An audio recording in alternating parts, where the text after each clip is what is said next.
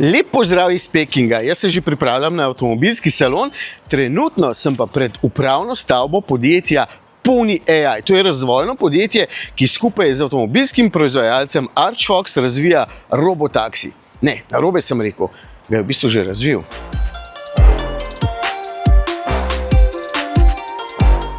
Evo ga, vem, ogromno stvari vas zanima, zato ker začnimo. Na tem področju Pekinga so takšna vozila povsem enakovredna klasičnim, kjer za volanom sedi človek. Vozijo se po določenem delu Pekinga, ki je bilo prej seveda 3D pomapirano, tole bo nekoč seveda nekoliko lepše in bolj elegantno zapakirano. Je pa mogoče sistem v bistvu tudi postaviti na kakšen drug avtomobil, samo dovolj velik mora biti. Vsi sistemi so pravzaprav redundantni, kar pomeni, da so dvojno varnostno zaščiteni, krmiljenje in zavore in tako naprej. Ena zanimiva stvar se mi zdijo pa tile klasični brisalniki, ki jih v bistvu avtomobil v tem primeru ne potrebuje in so na njem samo zato, da se potniki znotraj počutijo bolje. Vse ostalo vidijo namreč kamere, ki pa imajo svoj sistem čiščenja, tako da vse skupaj vedno deluje tako, kot mora. To je pa zato, da smo mi bolj ziher.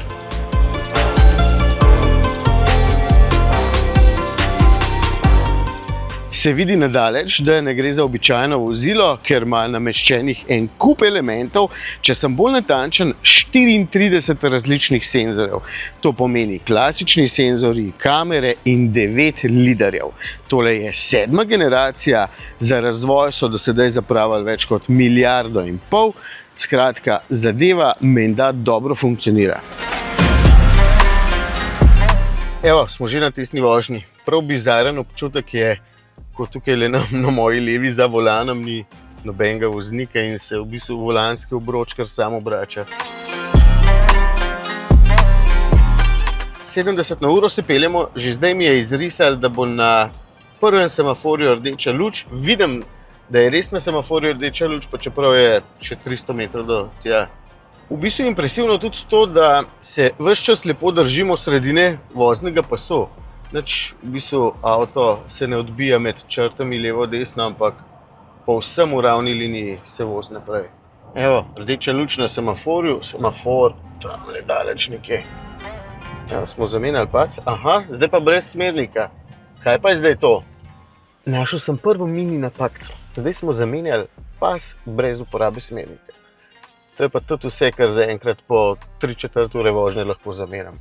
Ampak ni bilo nič nevarno, ker je bilo zadaj še veliko prostora in nikogar blizu. So it depends on whether it's an active duty accident or inactive duty accident. So if the inactive duty accident, that's very clear, the insurance company will go to which one is active duty. But also for like level 4 technology and also as well level 3, there we have a global standard. It will be the car and also will be the technology provider to be responsible for what happened for the vehicle. But then also the operation partner as well as, for example, the ride-hailing platform will be responsible for like a customer service, etc., etc. So actually there is a very clear responsibility layer for different cases. Dva velika zaslona v avtomobilu, eden spredaj in eden tukaj zadaj, lepo prikazujeta celotno delovanje sistema in tudi lepo pokažeta, kako dejansko avtomobil zaznava svojo okolico. Tukaj se izrisujejo vsa ostala vozila, pešci, kolesarji, mopedisti. Skratka, jasno je, da sistem zelo dobro ve, kje v njegovi okolici se karkoli dogaja. V takšnem taksiju je dovolj prostora za 4 potnike, 3 smo tukaj zadaj lahko in sovoznik spredaj. Je pa namenoma tukaj še ena taka pleksi zaščita. To pa zato, da ne bi kakšen od potnikov panično pograbil volana in poskušal popraviti smer, ker bi dejansko z rokami to lahko naredil. Ampak lahko povem, da zdaj delamo en tak dobrih 10 km dolg krog, pa nihče od nas treh, ki smo tukaj v avtu, ni niti za trenutek pomislil, da bi bila kakršnakoli situacija nevarna, da je treba malo pomagati, popraviti kakšno stvar. V bistvu sistem ekstremno dobro deluje, vožnja je dinamična, precej suverena, nič ne popuščamo, hkrati pa se tukaj vidi, da zaznavamo čisto celotno okolico, tudi vemo, kakšna luč je na semaforju, tudi točno vemo, kdaj se bo spremenila ta rdeča luč. Skratka, vse okrog vozila je pod kontrolo. No? Z podjetjem Pony AI smo v bistvu v dogovorih, da projekt zaženemo tudi v Ljubljani. Poslali smo tudi že uradno vlogo na Ministrstvo za infrastrukturo, da nam dovolijo komercialno uporabo vozil najprej v Ljubljani, potem pa po celi državi. Videli smo danes, da tehnologija je zrela tudi za Ljubljano in da lahko začnemo z testiranjem, mapiranjem in seveda v roku 6 mesecev tudi z uporabo robotaksijev tudi v Ljubljani. Faza, pa uvedba je razdeljena v 3 faze in vsaka faza traja približno 6 mesecev.